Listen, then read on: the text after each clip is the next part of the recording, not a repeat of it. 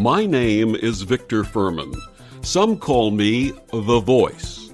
I've always been fascinated with human nature, spirituality, science, and the crossroads at which they meet. Join me now and we will explore these topics and so much more with fascinating guests, authors, and experts who will guide us to Destination Unlimited. On June 3rd, the New York Times broke the news of a long-awaited report on military videos of UAPs, Unidentified Aerial Phenomenon, a euphemism for UFOs. The Times shared that the report stated there was no evidence of alien technology, but could not rule this out either.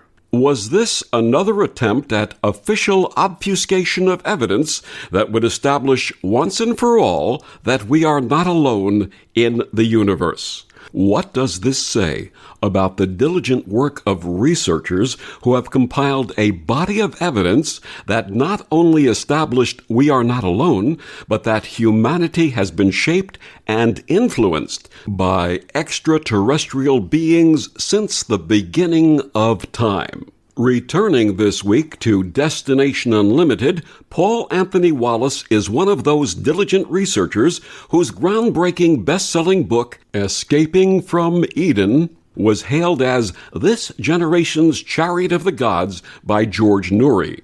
That book shared evidence that Genesis and other scriptural works were modified to hide the truth of humanity's creation at the hand of ETs.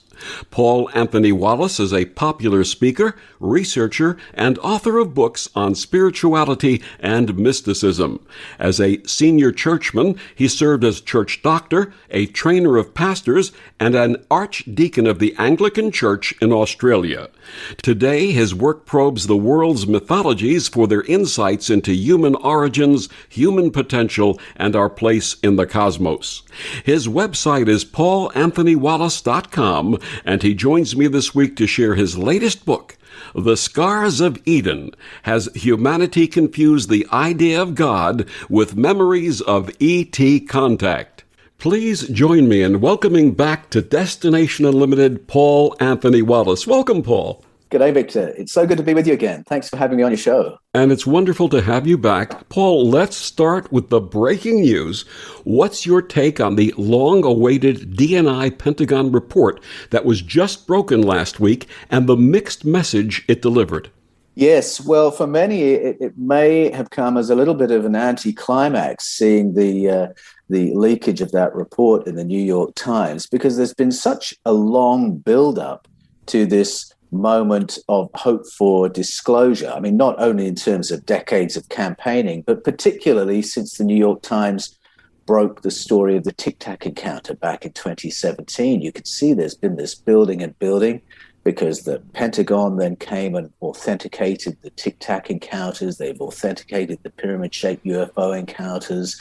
We've heard from naval personnel about those incidents. We've heard from Shed, the former chief for space security for Israel, 27 years in that position. That brigadier general came out just before Christmas and talked about a covert government contact with an intergalactic federation. So all that was in the news. And then we heard from Alain Juillet, the former chief of French security, all sort of validating these stories. Chris Mellon, of course, in the background, nurturing this forward. And it all seemed to be moving towards the Senate intelligence briefings of later this month. But all the while we've been anticipating that, of course, there's been that bit of chatter of what are we expecting? Are they going to come clean? Are they going to say that there's been covert government contact? Are they going to say that the UAPs, UFOs who've been investigating are of ET origin? We thought that was already out of the bag with Eric Davis's statements about off-world vehicles not made on this earth. And so some might have thought, okay, it's going to go further. They're going to say we've been in contact. Some might have said it's going to go further. We're going to have far more declassification. There'll be more cases for us to look at. Others have been saying it's going to be a damp squib.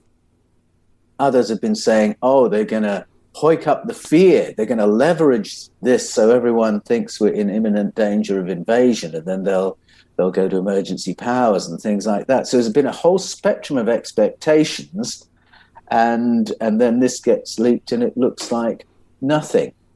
What's interesting, though, is how much is already out, how much the Pentagon has already confirmed.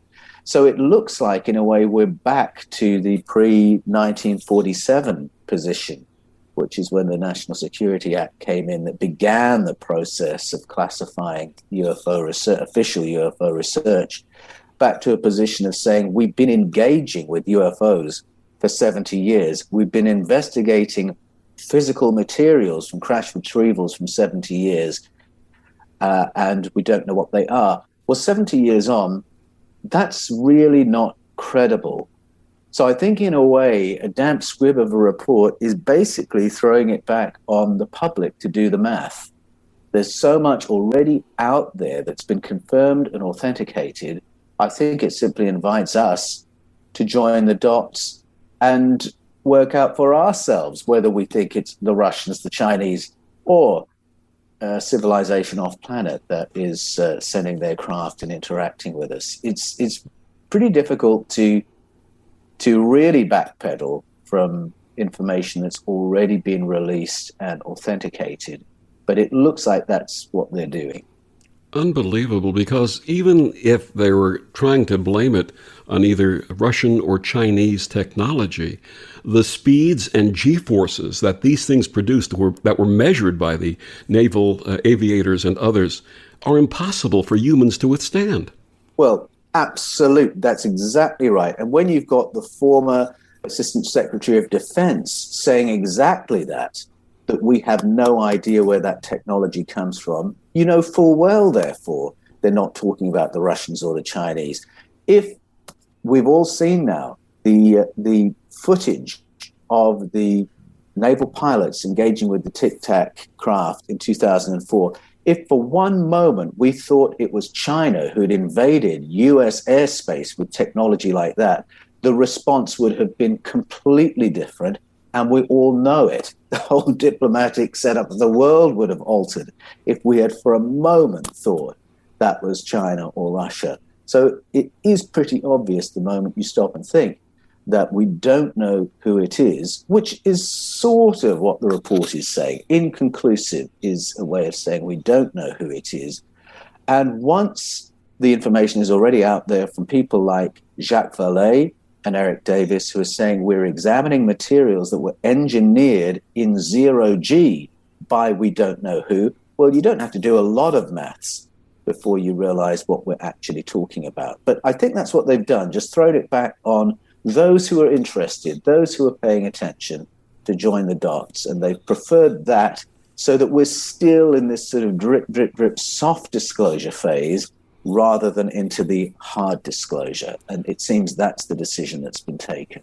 Do you think that even so it is this way, that there'll be more belief, that there'll be more credibility of witnesses and experiencers? I very much hope so. And it certainly should be the case when you think of who has come forward in the last 4 years, so that we're hearing from people of the standing of Brigadier General Haim Eshed, the former chief of space security for Israel. That's a pretty authoritative position. Or from Alain Juillet, the former chief of French security.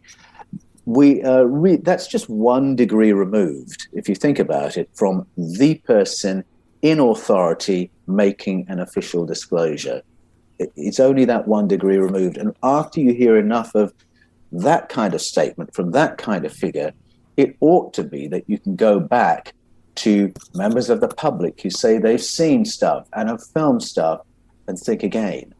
For those meeting you for the first time, let's give them the thumbnail sketch of your path and how you got involved with this research. Yes, it's a path that seems to surprise a lot of people, because I've arrived onto this territory of researching ET contact in the present and in our ancestral past. Funny route, and it's been through Christian ministry.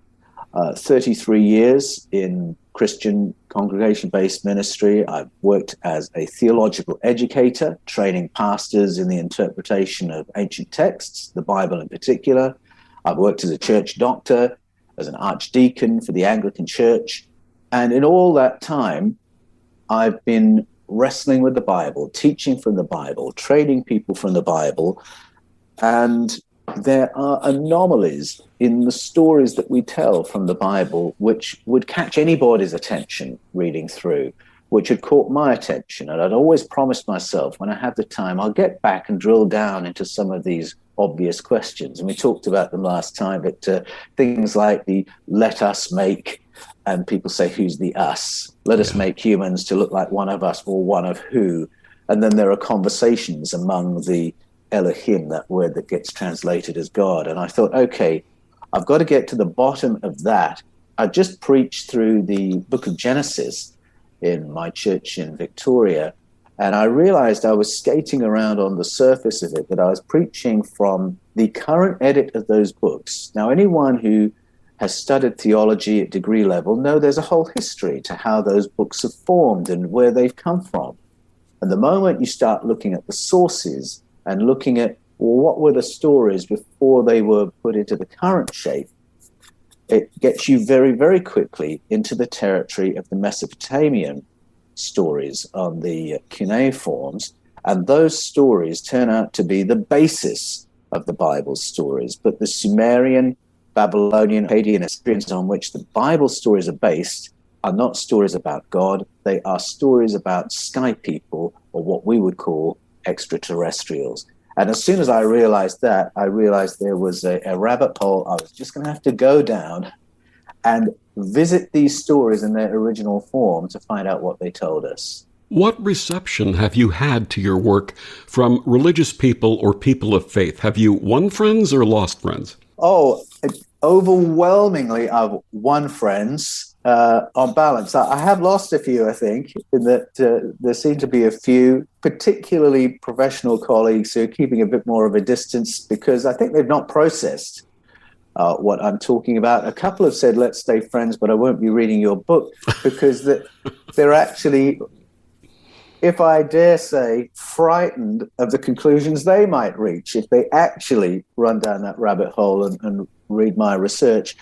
But the overwhelming response has been positive from people who are believers of one kind or another, or people in ministry, pastors in training, retired pastors, who have come to me and said, thank you so much for putting this, I was going to say on the table. It's really back on the table, because what we're talking about was part of mainstream Christian conversation until about 144 AD, when the process began of making it a taboo.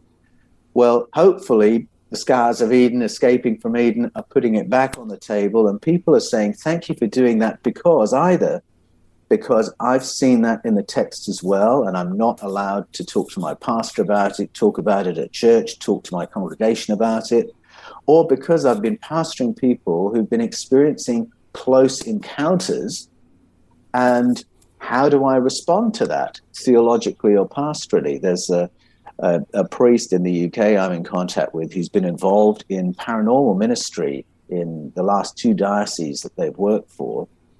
And paranormal ministry in the context of church generally means things like entity removal, so deliverance ministry, exorcisms, things like that. But they've been involved in parishes where they've had to respond to parishioners who've had close encounters or reported close encounters with extraterrestrial entities. And so they've gone to the leader of the paranormal ministry teams, which is very often the bishop, and have said, we need to develop a response to parishioners who have these experiences. And the bishop has said, you're absolutely right. Please never mention it again. And once that's happened, where do you go? And then another big demographic who have reached out to me since Escaping from Eden was published is people who are veterans of war. And often people who are in active service don't identify themselves that way, but I hear from a lot of people who are ex-military, who are veterans of war, and in particular, soldiers airmen and women who have gone into Afghanistan and Iraq in 2003, and suddenly they realize that the conflict they're involved with has so many layers. There are all the public layers as to why they've gone in, and then they go in and they find their particular unit is involved in an archaeological mission to retrieve artifacts, return them to the US. And what are they? What do they have to do with? And very quickly, those veterans of war are, first of all, deeply disturbed by discovering they're laying their lives on the line for something they don't know what it is. They've gone in thinking that they are risking their life in order to save the lives of Kurdish people, and it turns out no, save the lives of the world by rescuing us from weapons of mass destruction. No, not your unit. Save Iraq by effecting regime change. No, not your unit. Your unit is retrieving objects that have to do with our earliest human narratives on the planet, that have to do with human origins. Well, obviously, they come back from that wanting to find out what it's all about. And so that takes them to the Mesopotamian tablets and the narratives there, and then that brings them to me, because they need to process what has happened to them. It's not just about understanding the world we live in or understanding history, but what is going on now? What are our wars about? And why is it so pressing an issue in 2021? And so all that is in the mix. And many of those people are people of faith as well. And what it's done for them is it's shaken them out of their old worldview and brought them into a place of trying to work out, well, what is this universe I'm living in? And so the thing probably that unites everyone who contacts me is they're on a journey like that. They're trying to find out what's going on with them, what happened to them in the past, what's happening in the present. How does a populated universe fit with the faith that they've held? And they're busy trying to do all that maths. And so a lot of the coaching I do is with people who are doing that kind of processing. Which kind of leads to the question, are faith and this work mutually exclusive? Well, that's very often the question people are wrestling with, because something has woken them up to a populated universe, either a close encounter or something but even just following the news in the last few years might have woken them up to that. And the next question is, what does this do to my relationship with God or to my faith? Are they mutually incompatible? And what I found in my research for Escaping from Eden and the Scars of Eden is that you go back to the beginning of Christianity and you will find leading theologians who held the two together, a belief in God and a belief that there were ET interventions in our evolution as a species. All that was part of their belief, not mutually exclusive at all. But it was only as orthodoxy narrowed down and then got militarized by the empire that these more interesting aspects got silenced, shut down, and literally buried in the desert so that the idea of them and the story of them wouldn't be completely lost. And you can see that same forgetting and narrowing down happening through the formation of the Hebrew canon, where we've got the earliest stories that are about the Elohim, the sky people, the ETs, and then translation choices get made to obscure that aspect of the story, make it all look like a seamless story of God. And there are parallel experiences. I talk about this in the Scars of Eden, parallel experiences in other cultures where, say, the empire has gone in, the Spanish or the Portuguese or the Brits or the Dutch, and they have shut down all the other stories of beginnings so that there's only room for the Catholic orthodoxy of the day. But what happens is that information never entirely goes away. It gets suppressed, it gets hidden, and then it keeps resurfacing. So there's this continual remembering of these other stories and these other narratives that our ancestors curated. It's the process I'm interested in. And we're going to touch upon that in the next segment, but I want to ask you about last year's Escaping from Eden. For those listeners who are not familiar with it, please share the premise and your findings. And you had mentioned about the plural, let us, Elohim being a plural word in Hebrew. Please explain what else you found.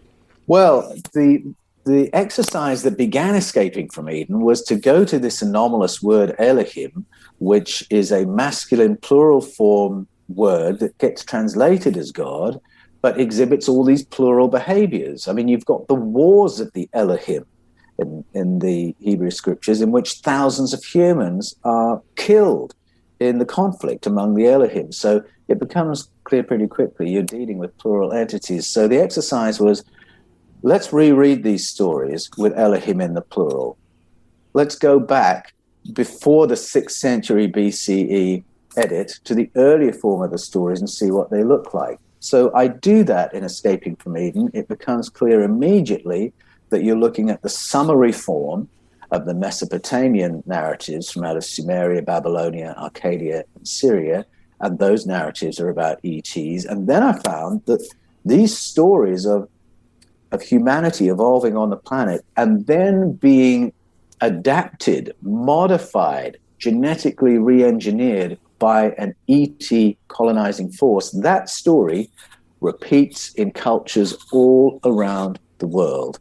You can go to Africa, you can go to India, you can go to the Norse countries, Celtic countries, South America, Mesoamerica, Native North America, Aboriginal Australian. You go anywhere you like on the planet, and there will be an iteration of that story. And when you see the correlations, and sometimes the incredibly precise correlations among those stories, you have to listen to them differently, because some people will read mythology as if it's like pure fable. It's just a fiction that's been invented. So you've got to work out, why has exactly the same fiction been invented? You might want to read it in a fundamentalist way. To my mind, that doesn't quite work either. If you're going to take everything as a diary entry, then things sort of clunk up a bit. But to see the correlations, the question that raises for me is, what is the memory that this story was crafted to preserve? And if I go at the mythologies that way, it is the same picture that emerges. And sometimes it's the same visual memory that's being described. So many of them talk about a time when our planet was devastated by some kind of cataclysm. And that's when they remember the ET visitors turning up and re-terraforming the planet. And the way it's described, it is very clearly a visual memory that's being reported. It's not that a document or a story has gone around the planet and been retold in Chinese whispers. They're using different metaphor, different language to report the same visual thing. And that's what you begin picking up when you read the mythologies side by side. And you realize this is a very primitive, ancient memory in which our ancestors saw something, and then they told their children what they saw, and they told their children what they saw. And they used the imagery that was familiar to them so that that memory could be preserved, so that thousands of years later, people could hear that imagery and say, I think I know what's being described. And we're going to go into that deeper in our next segment. My guest is Paul Wallace. We're going to be talking about his brand new book, The Scars of Eden: Has Humanity Confused Memories of ET Contact with the Idea of God? Paul, please tell our listeners where they can get your books and find out more about you. Sure. For Escaping from Eden and The Scars of Eden, you can go to Amazon, Kindle, Barnes & Noble, Hive, Book Depository, wherever books are sold. Get your copy there. And if you want to get into conversation with me, you can go to the Paul Wallace channel on YouTube, or the Fifth Kind TV, or my website is paulanthonywallace.com. And we'll be back with more of Paul after these words on the OMTimes Radio Network. Free your mind with OMTimes Radio. IOM FM. OMTimes Magazine is one of the leading online content providers of positivity, wellness, and personal empowerment. A philanthropic organization Their net proceeds are funneled to support worldwide charity initiatives via Humanity Healing International. Through their commitment to creating community and providing conscious content, they aspire to uplift humanity on a global scale. OMTimes, co-creating a more conscious lifestyle.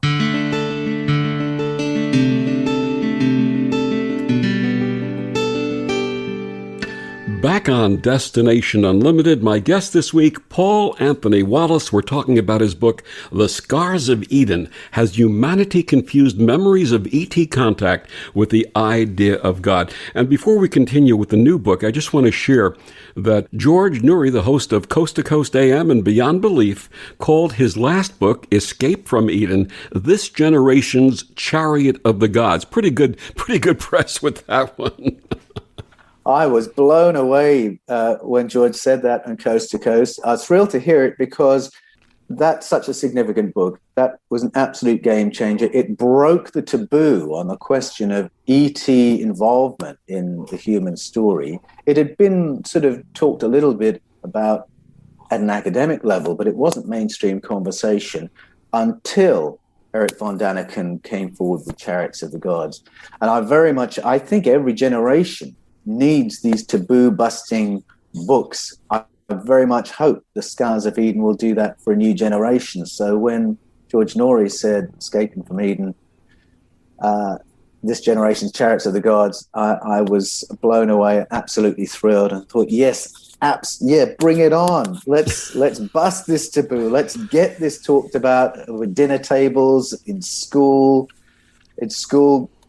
playgrounds. We need to be having these conversations, and why I'm not too dismayed by, we began by talking about the damp squib of a report that it looks like is going to come out with the Senate intelligence briefings. At the very least, it means it's in the news. People are talking about it. Absolutely. And it's easier for people to say, well, actually, this is what I think. Or even, actually, I've had this experience, which is why I think this. And I think the more conversation we can have like that, the better, because it enables us to listen to one another and understand that the experience of sightings and close encounters is far more prevalent than we have allowed, because there's been such a taboo and such a fear of ridicule over the whole topic. People have not come forward, but I've now come to the belief through the volume of people contacting me that there wouldn't be a friendship circle or a family circle anywhere that wouldn't have an experiencer in it.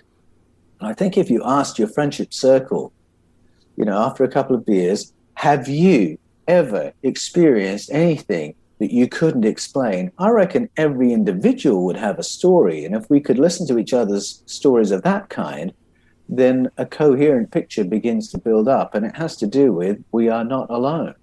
Absolutely. And what's been happening is all of these events of the last few years have put this into mainstream media, really mainstream media. I'm talking about 60 Minutes here on CBS in the United States and elsewhere around the world. So it's being reported and it's not being covered up. And I think that's going to be an entry for us. Yes, definitely. So the new book was actually praised by Eric von Daniken. He has some very nice things to say about it. The new book is called The Scars of Eden. It takes us deeper into the ancestral narratives and into the experience of witnesses and experts around the world. What motivated you to go deeper and take us further down the rabbit hole? Well, one thing I've already mentioned, and that was the phenomenal response to Escaping from Eden that very quickly became an international bestseller. And every week I'm contacted by people, most weeks it's every day, by people who had these experiences that have dislodged them from their previous worldview, and they're now kind of processing what it means to be in a populated universe. So particularly the veterans of war who said, I'm trying to understand what my unit was doing, what the implications are for who we are as a species that flow from these stories that these artifacts relate to. And I've really been moved by compassion by people who are in that kind of a place, just trying to get their head around it all. But there's another reason I realized I had to move forward in this area and produce The Scars of Eden. And that's because when I was preparing for Escaping from Eden to come out, I suddenly realized I was going to have to tell my parents-in-law what my new book was about. And they are devout Christians of Baptist, Pentecostal background. They're from Ghana. And I thought, wow, they actually might find my book a bit confronting. I mean, Escaping from Eden, the subtitle is, Does Genesis Teach That the Human Race Was Created by God or Engineered by ETs?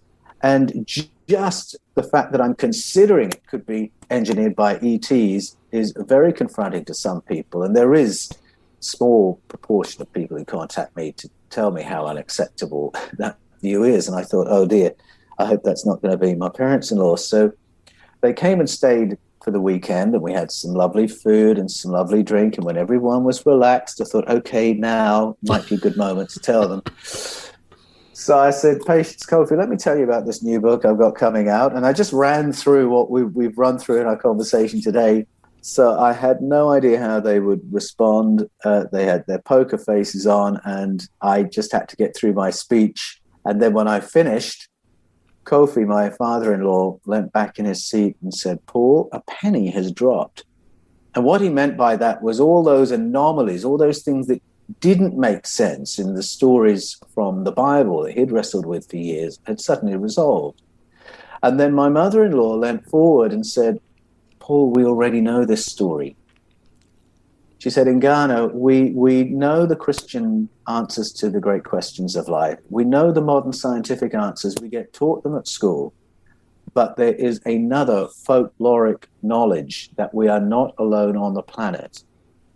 Ghanaians know that there is another presence on planet Earth that interacts with human beings and sometimes abducts human beings. And in fact, we are very close to another family that had that experience. And she went on to tell me the story of this family close to ours whose daughter went missing for 3 years, went missing from the beach at Anloga in the Kita district of the Volta region of Ghana, was gone for 3 years. And when she reappeared 3 years later, she found herself on the beach, found her way back to her family home. They were absolutely thrilled she had returned and just did their best to help her feel safe again and let her tell her story at her own rate. They assumed what had happened was she had been kidnapped, that it was slave trafficking, sex trafficking, a failed elopement, something like that. But what they didn't understand was why she couldn't have contacted them in 3 years. And it took a long time before she told them the whole story. And it was only on pleading from her mum that she finally opened up, and she gave all the details. And she said, yes, I was taken from the beach. The reason I couldn't contact you is because I was held in a base where there were no devices I could use to contact you. It was an underwater base, so I couldn't get out. I was used to produce children. And then the final line, the people who held me were not human. Mm. And then she said they were mami water. And when she said that, the parents understood what she was telling them. They'd never expected to hear that from their daughter, but they knew the mami water story. And that is precisely the story she had told, that there's another presence that looks human, but is not human, that is taking humans for hybridization. Now, my jaw dropped. I had no idea that this was a concept widely known in Ghana, let alone that this had happened to people we knew. That sent me down another rabbit hole, and I realized that story in every single detail repeats in cultures all around the world. Go to Kenya, they'll tell you about the Mahurani. Listen to Swahili-speaking peoples, they'll tell you about the genie. You can go to the southern cone of South Africa, all up the western seaboard of Africa, into the Caribbean, Brazil, Cuba, Haiti, go as far east as the Philippines, where they've got language that exists only to tell this story. That language has its roots in India. You can go into Europe, and by the time I was in Europe, I was learning that the whole of Europe is named after an abductee. Europa was the daughter of a king of Phoenicia. She was abducted from the beach. She was forced to have 3 hybrid children. One of them was Minos, the progenitor of the Minoan culture. Now, in Greece, that's taught as history, not as myth or fable. That's the beginning of Europe. And then you can go from there into the Celtic-speaking countries, go to Scotland, Wales, Ireland. They have that same story, all the same details, taken for a period, underwater bases, used for hybridization, returned later. And very often the people are not taken by force.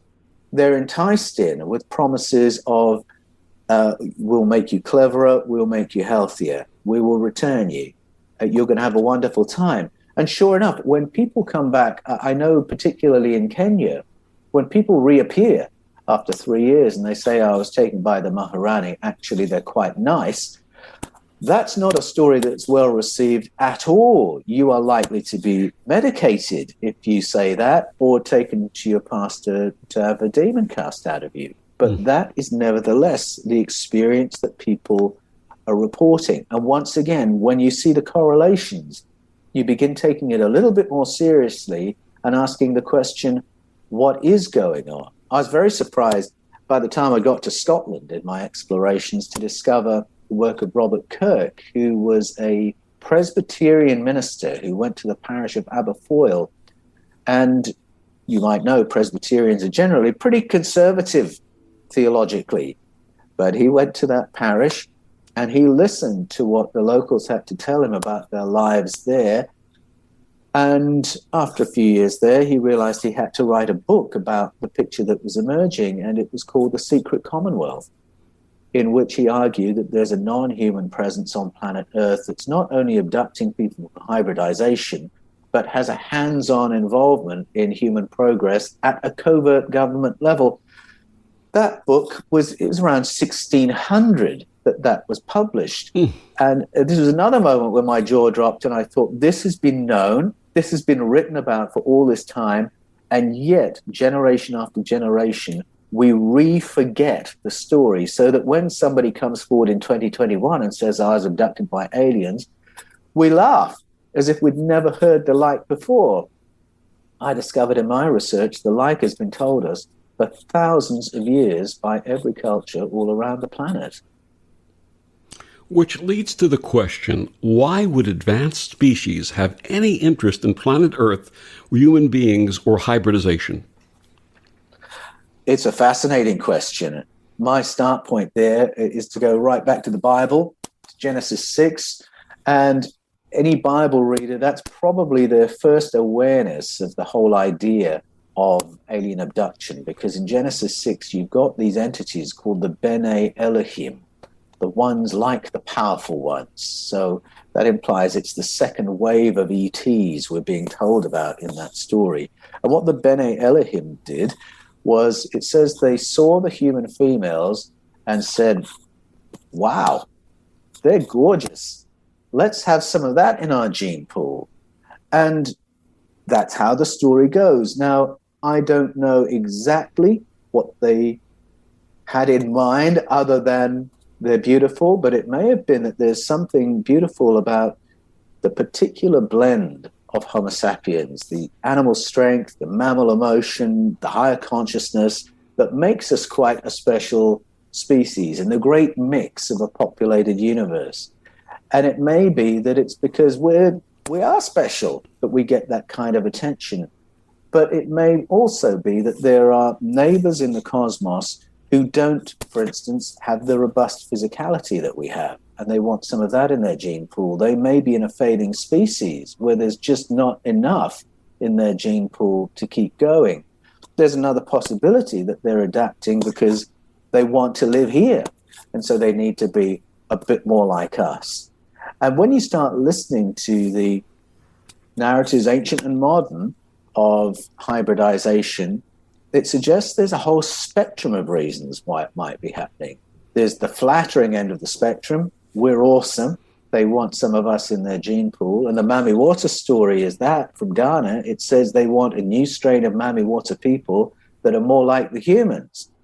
And then at the other end of the spectrum, you've got people with very harrowing experiences of being taken, experimented on. And if you read a book like Harvest by Geo Davies, that's a really nightmarish vision of what might be going on.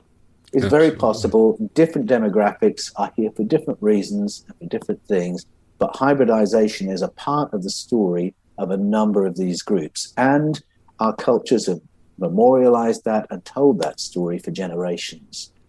My guest is Paul Anthony Wallace. His new book, The Scars of Eden, has humanity confused memories of ET contact with the idea of God. We'll be back with more of Paul after these words on the OMTimes radio network.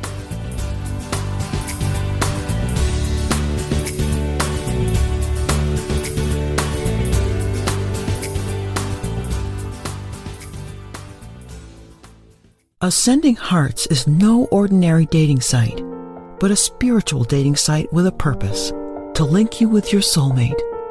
We engineer the serendipity so you can trust that you will attune with someone that has the same matching vibration as you. Ascending Hearts, the conscious dating site for the spiritually aware. Try Ascending Hearts for free, ascendinghearts.com. Hello, I'm Sandy Sedgbeer, host of OMTimes magazine's flagship radio show, What is Going On? My passion is sifting through information, research, and innovations from new thought teachers, speakers, and researchers pushing back the boundaries of what we know about life, energy, metaphysics, and the universe. I love shifting perceptions about who we are, why we're here, and how quickly impossible becomes normal when we open our minds, expand our awareness, and accept that the only limits that exist are those we place upon ourselves. So if you're the kind of forward-thinking, eager investigator of what lies beyond the current reality that most perceive, why not make a date to come play with me in the field of possibilities at 4 p.m. Pacific Time, 7 p.m. Eastern Time every Thursday, and together we can discover what's really going on.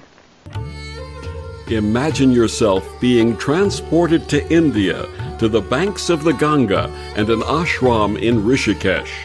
Visualize that you are welcome to satsang with an American sannyasi who shares the wisdom of her guru. Your visualization has manifested. Join Sattvi Bhagawati Saraswati for inspiration and transformation every Thursday at 11 a.m. Eastern on OMTimes Radio. Hey, Dad, your prescription will be ready in just a minute. Hey, Dad, your laundry will be ready in just a minute. Dad, your lunch will be ready in just a minute. Hey, honey, why don't you take a minute? When you help care for a loved one, you give them as much time as you can, making sure they're safe and comfortable. But it's just as important that you take some time for yourself. At AARP, we can help with information and useful tips on how you can maintain a healthy life balance, care for your own physical and mental well-being, and manage the challenges of caring for a loved one. Because the better care you take of yourself, the better care you can provide for your loved one. Thanks, Dad. Thank you. You're there for them. We're here for you. Find free care guides to support you and your loved one at aarp.org/caregiving. That's aarp.org/caregiving. A public service announcement brought to you by AARP and the Ad Council. Right now, our country feels divided, but there's a place where people are coming together. I gotta tell you, I was nervous to talk to someone so different than me. Me too, but I'm glad we are. Love Has No Labels and One Small Step are helping people with different political views, beliefs, and life experiences come together through conversation, and it feels good. Wow, your story is so... Interesting? Yeah.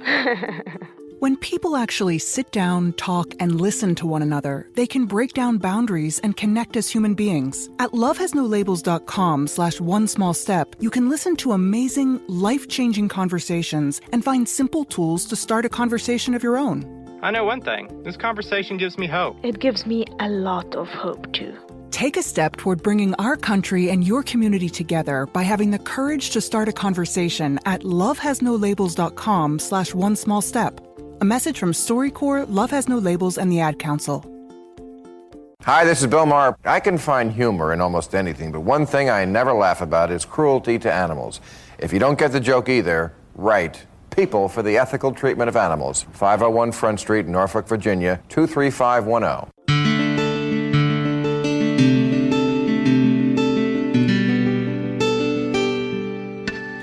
Back on Destination Unlimited, my guest this week, Paul Anthony Wallace. His book, The Scars of Eden, has humanity confused memories of ET contact with the idea of God. Paul, the title is Scars of Eden. What are the scars?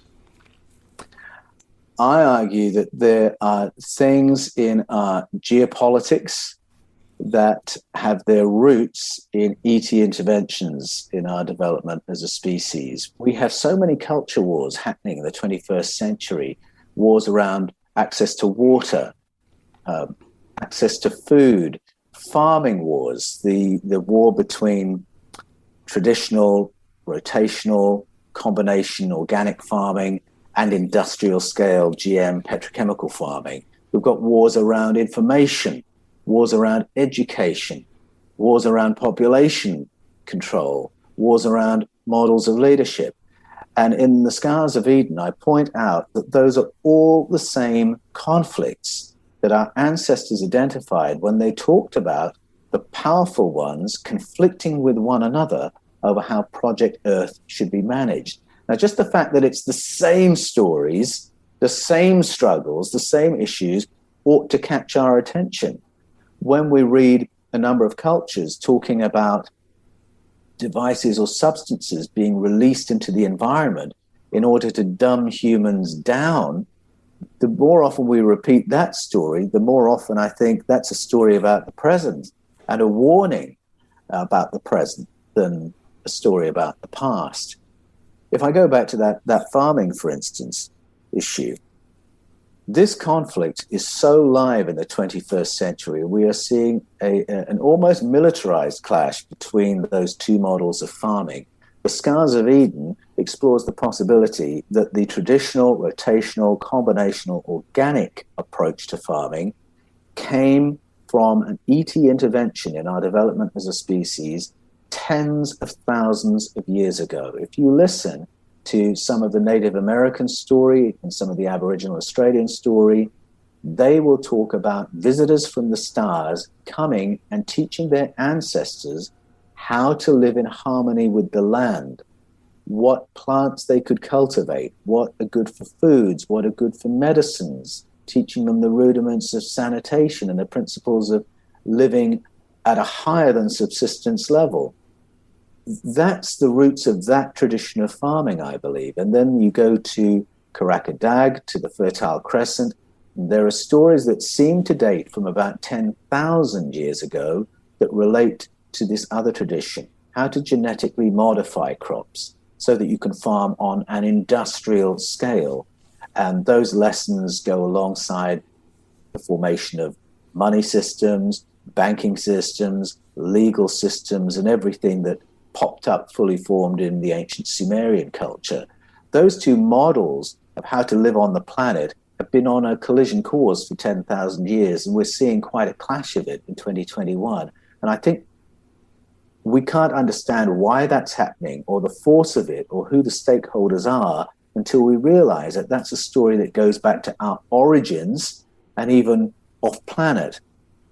Even our whole concepts of leadership, I believe, date from a time when we were governed by non-human entities. When people talk about strong leadership, I mean, I can remember, I won't mention any names, but I can remember a few years ago, a new prime minister was appointed in Great Britain, and he came along saying, you're all going to have to work much, much harder for far, far less, with far less resources, and you're going to struggle far more. And a lot of people listened to that and said, oh, great, strong leadership. And I thought, why do people regard compassionless leadership as strong? If a leader comes along and says, we're going to find a solution to this, and we're going to keep the conversation open until we've heard from everyone this affects, and then we're going to bring forward a policy that is going to bring the maximum benefit to the maximum number of people, people regard that as weak leadership because that decision is going to take longer. Why are we biased to seeing compassionate, I'm going to force this through and I don't care who it hurts? Why do we regard that as strong leadership? The Scars of Eden argues it's because our earliest experience of governance was of non-human entities with no empathy towards us calling all the shots. There are other scars in our psyche. Once you go to ancestral memory that talks about very violent entities landing on the planet and genociding our ancestors and tell them, oh, that's God, you'd better stay on the right side of him, you suddenly introduced a narrative that's going to traumatize and intimidate every generation of human beings from that time to this. And unfortunately, we have a lot of religion that is on that footing. Don't offend God, because he will genocide us if we get it. He'll send another flood. He'll burn us up like he did the 70,000 in the Old Testament. All that is really psychologically abusive storytelling, and it comes from a confusion about these ancient experiences. So many of the stories that overlap in narratives around the world are stories of traumas that our ancestors experienced. And if you start telling people those traumas were good, that was a loving God who did that unconscionable thing, you are literally playing with people's minds and their mental health. And so that's another of the scars of Eden. So we're talking geopolitics, we're talking psychology, we're talking leadership, and all the culture wars of today.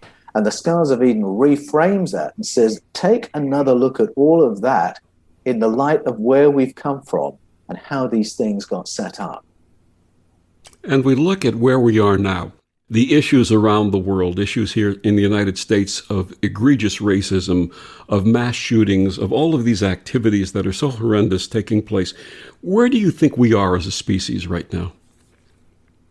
Well, I think we're very confused still. I think if you have an image of God which is violent and compassionless, which is where you get to if you translate Elohim as God, then you can justify any atrocity. And that is historically what has happened. Empires have committed the most appalling atrocities and genocides in the name of God because their God is a violent God. And until we can unravel all of that and say God is the source of the cosmos and everything in it, the one in whom we all live and move and have our being, that is a story of non-separation and unity, and you can't justify any atrocity if that's your image of God. And so I want to separate that from all these stories of traumas with which we've justified abuses throughout the ages. So at the very least, I hope the Scars of Eden will help people to do that. I also think that when you wake up to the realization that we've got company, and that company is sometimes benevolent and sometimes malevolent, that some of that company is entities like us, they're just from other planets, but that some of that company might be archonic entities, energy-based beings that are parasitic of negative emotion, that actually feed off aggression, that feed off anxiety, that feed off depression. Then I hope that can be a real signal to us to be a little bit more emotionally intelligent, not to be manipulated by powers, human or otherwise, to keep us in a place of anxiety and anger. I think the moment you realize there are powers that want you angry, that want you full of hate, that want you fearful, because then they can either feed off you or manipulate you, it ought to make you more deliberate about what emotional state you allow yourself to go into. And we've seen so much manipulation in the last few years to polarize people against each other, to stir up xenophobia, to stir up racism, and to stir up the fear of racism, violence, warfare.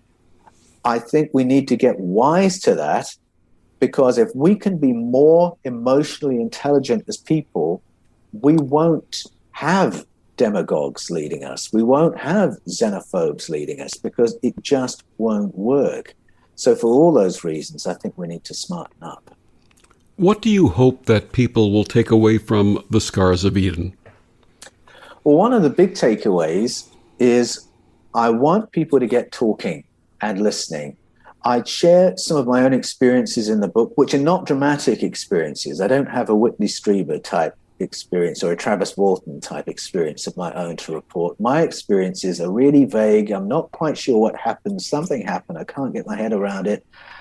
And if people can share their stories like that and listen without ridicule, then I think we're in a grassroots wave of disclosure. It doesn't matter what Senate intelligence briefings reveal. You will hear from your own friends and family circle that we're not alone on the planet, and begin to think through the implications of that, if we can listen to one another in that way. And that's the real call that I put out in the Scars of Eden.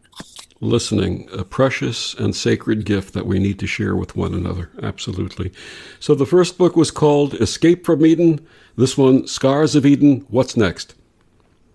I won't reveal the title, but what I'll tell you is that where I'm being led is I want to look at the question of what other information, what other knowledge was buried along with our ancestors' memories of ET contact. And where I'm being led to is what is the information that's revealed when people do traditional initiations around the world, particularly initiations in Africa, Aboriginal Australia, Native America, and also there's a powerful folklore in the Philippines. And I'm in contact with people who are part of all those cultures and in conversations that are going to lead to the sequel to The Scars of Eden. I was hoping you were going to write Return to Eden. Well, maybe further down the track. Absolutely. My guest, Paul Anthony Wallace's new book, The Scars of Eden. Paul, please tell our listeners where they can get your book and find out more about you.